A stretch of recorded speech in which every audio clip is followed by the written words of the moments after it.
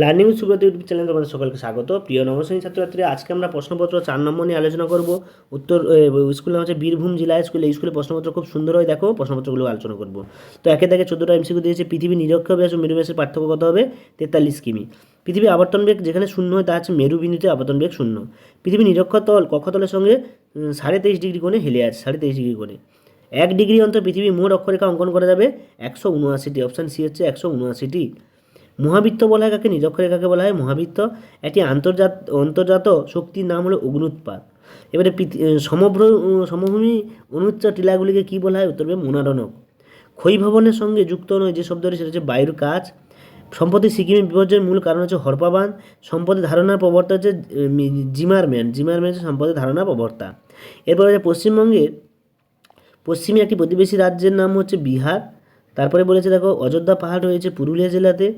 একটি বৃহৎ স্কেলের মানচিত্রের নাম হচ্ছে কি? মৌজা মানচিত্র। এরপর দেখো বিভাগ গতে কি বলেছে। বিভাগ গতে যে শুদ্ধ অশুদ্ধ দিয়েছে এগুলো আমরা করব। তো প্রথম হচ্ছে পৃথিবীর আবর্তন গতির জন্য ঋতু পরিবর্তন, এটা সম্পূর্ণ ভুল। একই দ্রাঘিমা অবস্থিত বিভিন্ন স্থানে স্থানীয় সময় একই হয়, এটা সঠিক। একটি ক্ষয়জাত পর্বতের উদাহরণ আরাবল্লী, এটা ভুল, সম্পূর্ণ ভুল। আরাবল্লী হচ্ছে একটা প্রাচীন ভঙ্গিল পর্বত। আচ্ছা, এবারে দেখো ঝুমচাষ মৃত্তিকা সংরক্ষণের একটি ভালো পদ্ধতি, এটা সঠিক। লিমোনাইট হলো মাঝারি মানের এক প্রকার কয়লা, এটা সম্পূর্ণ ভুল। জোয়ারের জলে পুষ্ট একটি নদীর নাম হচ্ছে মাতলা নদী। গমকে সোনালী তন্তু বলে, এটা সম্পূর্ণ ভুল। এরপরে দেখো ড্যাশ পূরণ দিয়েছে। দক্ষিণ গোলার্ধে ড্যাশ নক্ষত্রের সাহায্যে অক্ষাংশ নির্ণয় করা হয়। উত্তর এটা কী হবে? না হ্যাডলির অক্টান এইটার সাহায্যে দক্ষিণ ভারতের কী করা হয়? না অক্ষাংশ নির্ণয় করা হয়। এরপরে যেটা দিয়েছে 2024 সালে ফেব্রুয়ারি মাসের দিন সংখ্যা কত? না 29 দিনে, ফেব্রুয়ারি মাসে 29 দিন হয়। পৃথিবীর ছাদ কাকে বলে? পামির বালুনকে, এটা প্রত্যেকে জানো তোমরা। তারপরে যে ড্যাশ স্তরকে ইলুভিয়াল স্তর বলা হয়, এটা 20 স্তরকে। পশ্চিমবঙ্গের একটি খরা প্রবণ জেলার নাম হচ্ছে পুরুলিয়া জেলা। তারপরে বলেছে বঙ্গোপসাগরে সৃষ্ট ক্রান্তীয় ঘূর্ণিঝড় ড্যাশ নামে পরিচিত, উত্তর হবে সাইক্লোন নামে। ড্যাশকে সাদা কয়লা বলা হয়, উত্তর হবে জল বিদ্যুৎকে সাদা কয়লা বলা হয়। এবারে বাম স্তম্ভের সঙ্গে ডান স্তম্ভের মিলন দেখো। ত্রাসের নদী কাকে বলা হয়? ত্রাসের নদী তিস্তাকে ত্রাসের নদী বলা হয়। মেসেঞ্জার বাঁধ কোথায় আছে? ময়ূরাক্ষী নদীতে মেসেঞ্জার বাঁধ আছে।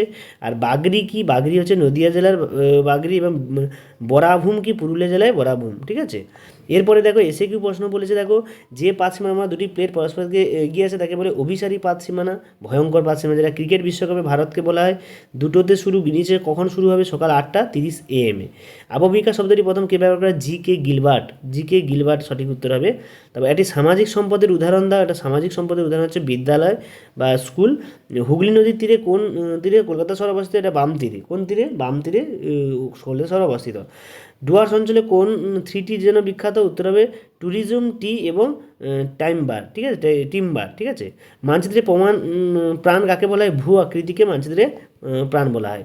এরপরে যে অ্যান্সারগুলো দেওয়া আছে দেখো, রায়মার্টিনে 28 পেজে পাবে জিপিএস, ছায়াবৃত্ত 60 পেজে, প্রতিভা স্থান হচ্ছে 100 পেজে, ক্যালডেরা হচ্ছে 47 পেজে, নতুন যে সহায়িকা সেটা থেকে দেখবে, পুঞ্জিতক্ষয় 161, রেগলিত 175, মেঘভাঙা বৃষ্টি 218, হিমানি সম্প্রপাত 215, তাই তো নিরপেক্ষ উপাদান হচ্ছে 227, 3 বিঘা করিডোর 335, বাগিচা ফসল 378, ভগ্নাংশসূচক হচ্ছে 40 পেজে।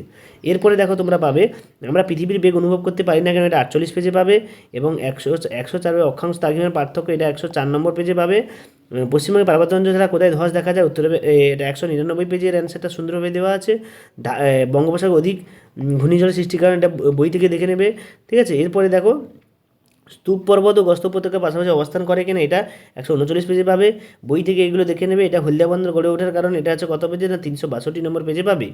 এরপর দেখো চিত্রসহ ঋতু পরিবর্তনটা 47 পেজে পেয়ে যাবে। এবং গণিতটা তোমরা নিজে থেকে করবে। মালভূমি 3 প্রকার, তার সম্বন্ধে 129 পেজে পাবে। 64 পেজে রাসায়নিক অবক্ষয় সম্বন্ধে পাবে। খনিজ তেলের ব্যবহার 249 পেজে। পশ্চিমবঙ্গের জলবায়ু বৈশিষ্ট্য 316 নম্বর পেজে পেয়ে যাবে এখান থেকে। পশ্চিমবঙ্গের খাদ্য প্রক্রিয়াকরণ, এটা পাবে 354 নম্বর পেজে। হুগলি নদী উভয় তীরে পাট শিল্প গড়ে ওঠার কারণ, এটা 350 পেজে অবশ্যই পেয়ে যাবে। এবং এখানে ম্যাপ পয়েন্টিংগুলো তোমরা নিজে থেকে করবে, না পারলে আমাকে কমেন্টে লিখবে, আমি অবশ্যই ম্যাপ পয়েন্টিংগুলো করে দেবো। সকলকে ধন্যবাদ। দেখা আছে 5 নম্বর প্রশ্ন সেট নিয়ে। সবাই ভালো থাকবে, ভালো করে পড়াশোনা করো, ফাইনালের জন্য ভালোভাবে প্রিপারেশান নাও।